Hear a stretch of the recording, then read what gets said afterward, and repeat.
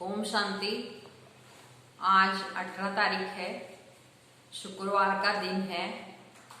तो आज सारा दिन मैं विजयी आत्मा हूँ इस स्वमान का अभ्यास करेंगे।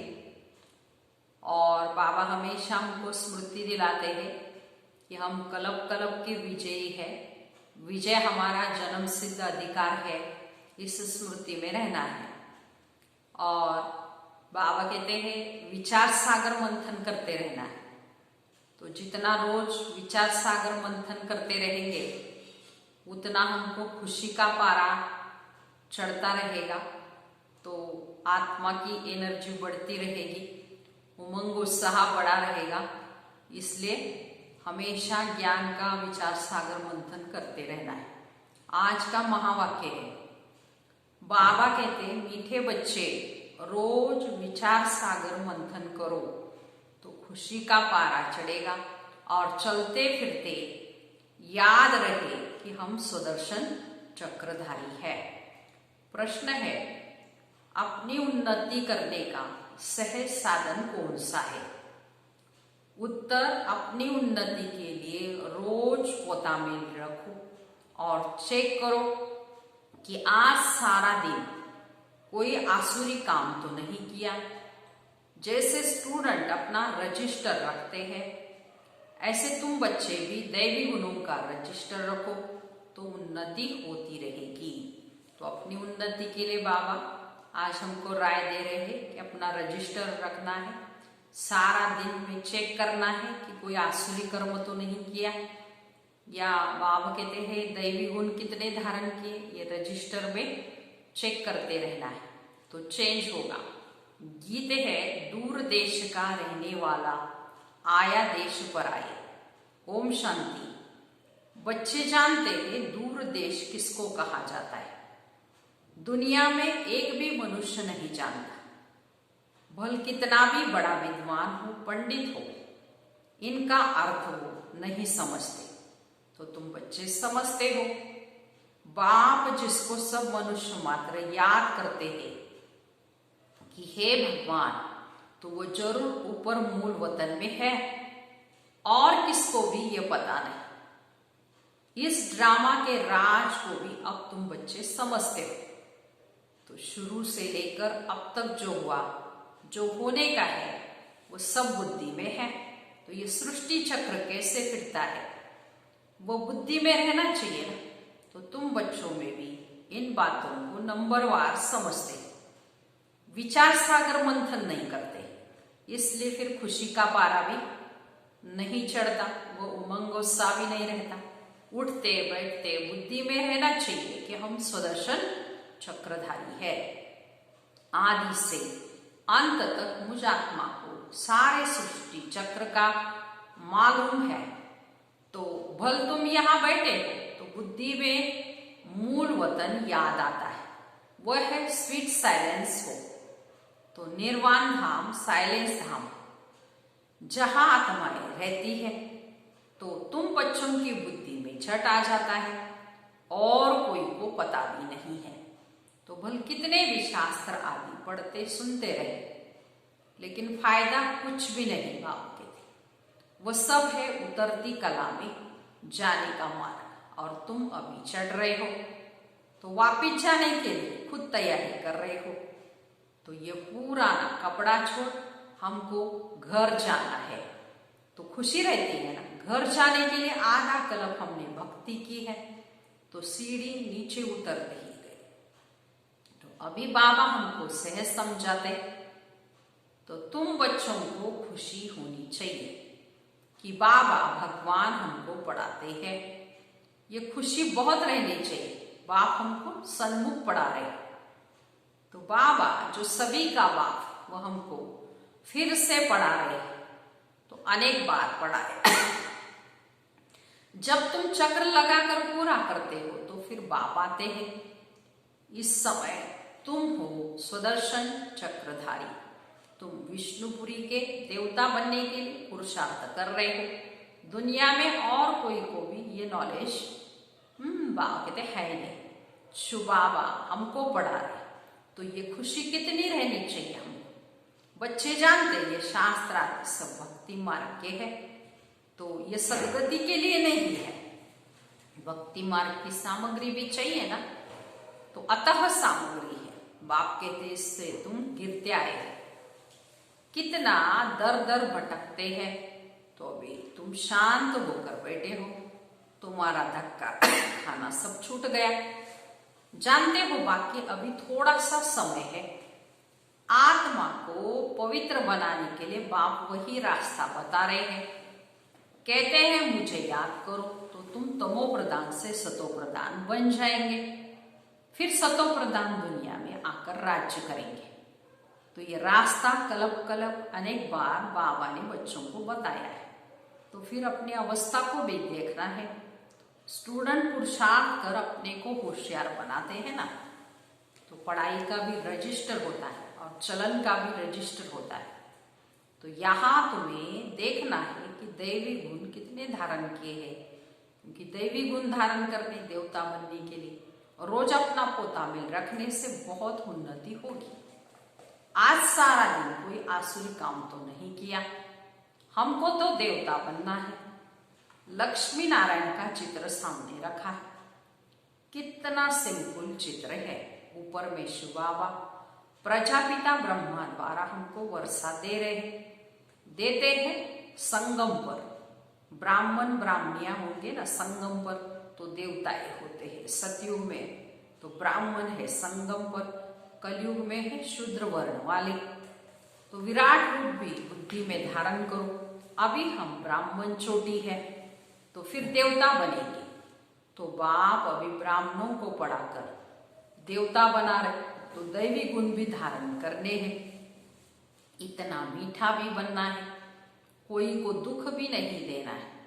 जैसे शरीर निर्वाह के लिए कुछ न कुछ काम किया जाता है, वैसे यहाँ भी यज्ञ सर्विस करनी है। कोई बीमार है, सर्विस नहीं करते, तो उनकी फिर सर्विस करनी पड़ती है। समझो कोई बीमार है, शरीर छोड़ देते हैं, तो तुमको दुखी होने की व रोने की बात ही नहीं है।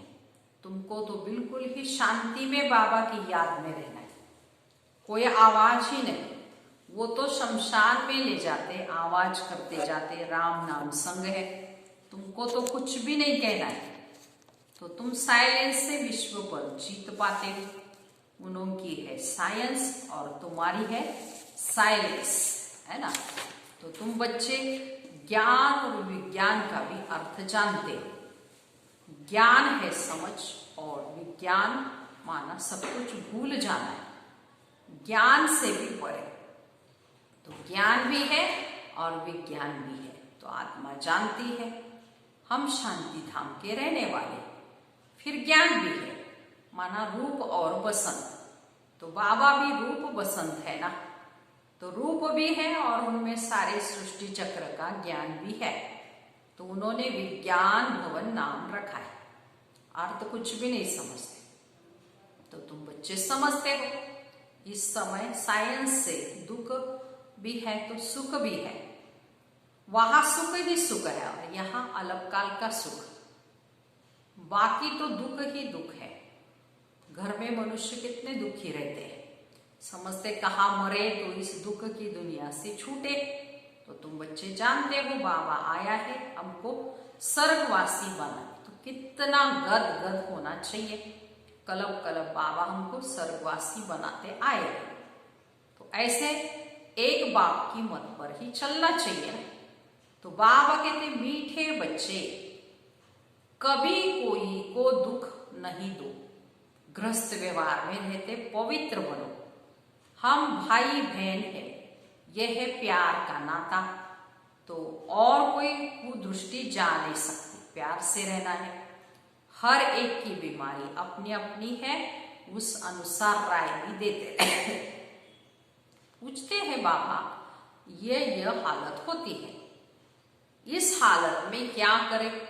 बाबा समझाते भाई बहन की दृष्टि कभी भी खराब नहीं होनी चाहिए, कोई भी झगड़ा भी न हो। तुम आत्माओं का मैं बाप हूं ना। शिव बाबा ये ब्रह्मा तन से बोल रहे हैं।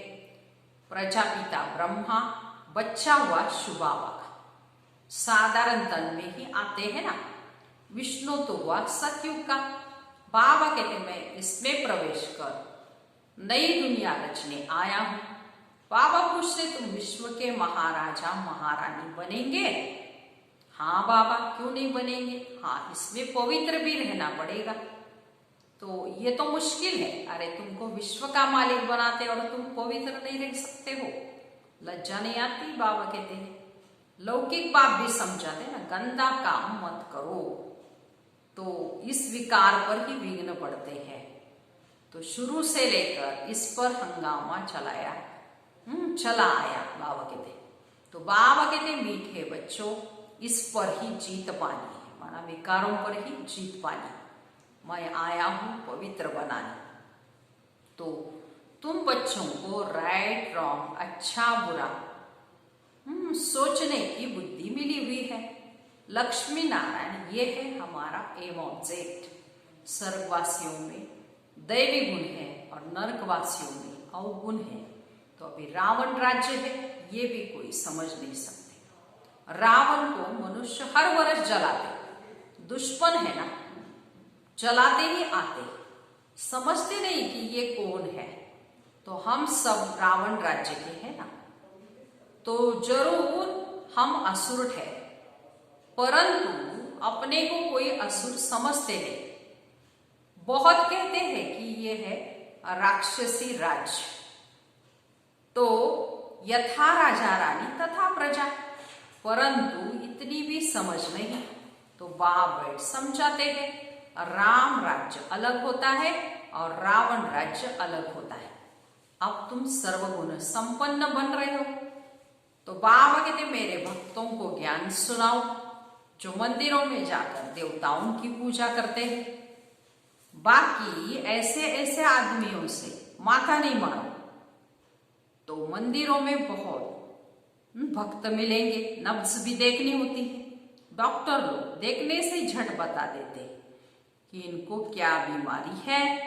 तो दिल्ली में एक अजमल लखा वैद्य मशहूर था। तो बाप तो तुमको 21 जन्मों के लिए एवर हेल्दी और वेल्दी बनाते हैं। यहाँ तो है ही सब रोगी और अनहेल्दी। तो वहां तो कभी रोग होता ही नहीं। तुम एवर हेल्दी और एवर वेल्दी बनते हो। तो तुम अपने योग बल से कर्म इंद्रियों पर विजय पा लेते हो। तो तुम्हें ये कर्म इंद्रिया कभी भी धोखा नहीं दे सकती।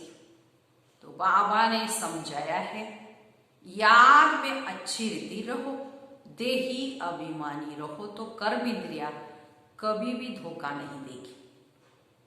यहां ही तुम विकारों पर जीत पाते हो। तो ये लड़ाई भी अंतिम लगनी है, बाबा कहते हैं। तो यहां तुम विकारों पर जीत पाते हो। वहां कुदृष्टि किसी की भी होती नहीं। रावण राज्य ही नहीं, वह है ही अहिंसक देवी देवताओं का धर्म। तो लड़ाई आदि की बात नहीं।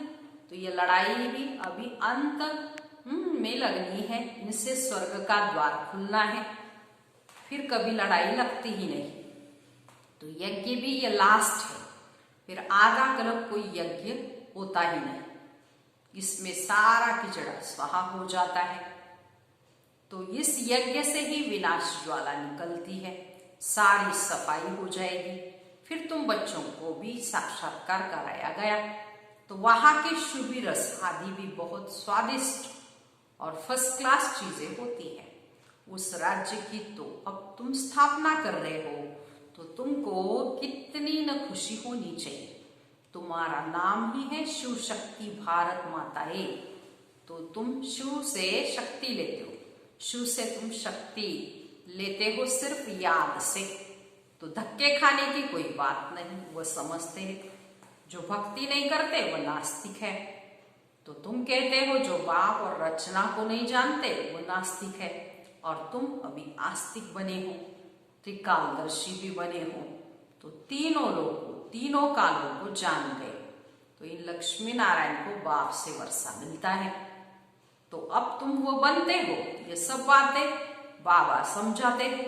शिव बाबा खुद कहते हैं, मैं इनमें प्रवेश कर तुमको समझाता हूं, नहीं तो मैं निराकार कैसे समझाऊं। प्रेरणा से पढ़ाई होती है क्या? तो पढ़ाने के लिए तो मुख चाहिए ना। गौमुख तो है ना, ये बड़ी मम्मा है ना, ह्यूमन माता। बाबा कहते मैं इन द्वारा तुम बच्चों को सृष्टि के आदि मध्य अंत का ज्ञान सुनाता हूँ। तो ये मुख है, राज समझाता हूँ, युक्ति बताता हूँ। इसमें आशीर्वाद वगैरह की बात नहीं, डायरेक्शन पर चलना है। श्रीमत मिलती है कृपा की बात में। कहते बाबा घड़ी घड़ी भूल जाता है, कृपा करो। अरे ये तो तुम्हारा काम है याद करना, मैं क्या कृपा करूंगा। तो हमारे लिए तो सब बच्चे हैं, कृपा करो तो सभी तख्त पर बैठ जाए। पद तो पढ़ाई अनुसार ही पाएंगे, पढ़ना तो तुमको है ना। पुरुषार्थ करते रहो बाप, उसके सिवाय प्रारब्ध नहीं बनती। मोस्ट बिलवेड बाप को याद करना है। पतित आत्मा वापिस जा ही न सके। तो बाबा कहते जितना तुम याद करेंगे तो याद करते करते पावन बन जाएंगे। पावन आत्मा यहाँ रह नहीं सकेगी। फिर पवित्र बने तो शरीर भी नया चाहिए। पवित्र आत्मा को शरीर इम्प्योर मिले ये लॉ ही नहीं है।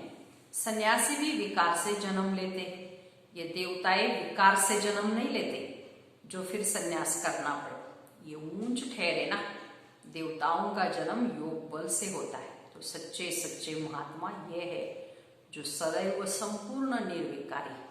वह रावण का राज्य ही नहीं है ही सतो प्रधान राज्य। वास्तव में राम भी कहना नहीं चाहिए, शुभावा है ना वो।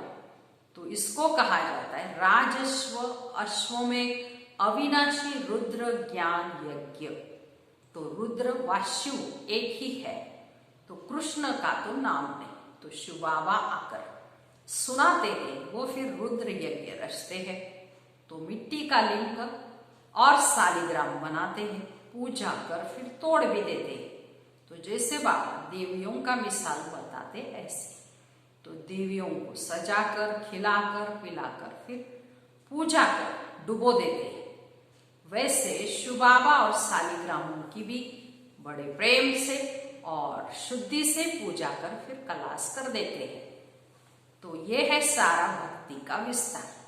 तो अभी बाबा बच्चों को समझाते हैं, जितना बाप की याद में रहेंगे उतना खुशी में रहेंगे। तो रात्रि को रोज अपना पोता में देखना चाहिए, कुछ भूल तो नहीं की। अगर भूल की तो अपना कान पकड़ लेना चाहिए कि बाबा आज हमसे ये भूल हुई, हमको क्षमा करना। तो बाबा कहते सच लिखेंगे तो आधा पाप कट जाएगा। तो बाप तो बेटा है ना, अपना कल्याण करना चाहते हो तो श्रीमत पर चलो। पोता में रखने से बहुत ही उन्नति होगी। खर्चा तो कुछ भी है नहीं इसमें, ऊंच पद पाना है तो मनसा वाचा कर्मना कोई को भी दुख नहीं देना। कोई कुछ कहता है तो सुना अनसुना कर देना है। ये मेहनत करनी है, बाबा आते ही है तुम बच्चों का दुख दूर कर सदा के लिए सुख देने। तो बच्चों को भी ऐसा बनना है। मंदिरों में सबसे अच्छी सर्विस होगी, क्योंकि वहां रिलीजियस माइंडेड तुमको बहुत ही मिलेंगे। प्रदर्शनी में बहुत आते हैं, प्रोजेक्टर से भी प्रदर्शनी मेले में सर्विस अच्छी होती है। मेले में खर्चा होता है तो जरूर फायदा भी है ना, लेकिन सर्विस होती है। अच्छा, मीठे मीठे सिकिलते बच्चों प्रति माता पिता बाप दादा का याद प्यार और गुड मॉर्निंग। रूहानी बाप की रूहानी बच्चों को नमस्ते। हम रूहानी बच्चों की रूहानी माता पिता बाप दादा को याद प्यार गुड मॉर्निंग और नमस्ते। अब इस सारी मुरली का धारणा के लिए मुख्य सार सुनेंगे। पहली पॉइंट है, बाबा ने राइट रॉन्ग को समझने की बुद्धि दी है, तो उसी बुद्धि के आधार पर दैवी गुण धारण करने हैं। किसी को दुख नहीं देना है, आपस में भाई बहन का सच्चा प्यार हो, कभी भी कुदृष्टि न जाए। दूसरी पॉइंट, बाप के हर डायरेक्शन पर चल, अच्छी तरह पढ़कर अपने आप पर आपे ही कृपा करनी है। अपनी उन्नति के लिए रोज को तामील रखना है। कोई दुख देने वाली बातें करता है तो सुनी अनसुनी कर देना है। आज का वरदान है, सर्व संबंधों का अनुभव एक बाप से करने वाले अथक और विघ्न विनाशक भव। विस्तार, जिन बच्चों के सर्व संबंध एक बाप के साथ है उनको और सब संबंध निमित्त मात्र अनुभव होंगे। वो सदा खुशी में नाचने वाले होंगे, कभी थकावट का अनुभव नहीं करेंगे, अथक होंगे, बाप और सेवा इसी लगन में मगन होंगे। तो विघ्नों के कारण रुकने के बजाय सदा विघ्न विनाशक होंगे। सर्व संबंधों की अनुभूति एक बाप से होने के कारण डबल लाइट रहेंगे। कोई बोझ नहीं होगा, सर्व कंप्लेंट समाप्त होगी, कंप्लीट स्थिति का अनुभव होगा और सहज योगी होंगे। ऐसे सारे संबंध बाप से अनुभव करने हैं तो सहज योगी भी बनेंगे और विघ्न विनाशक भी। आज का स्लोगन है, संकल्प में भी किसी देहधारी तरफ आकर्षण होना अर्थात बेवफा बनना। इसलिए देह और देह के संबंधों को भूल अपने को आत्मा समझ बाप को याद करना है। अच्छा, ओम शांति।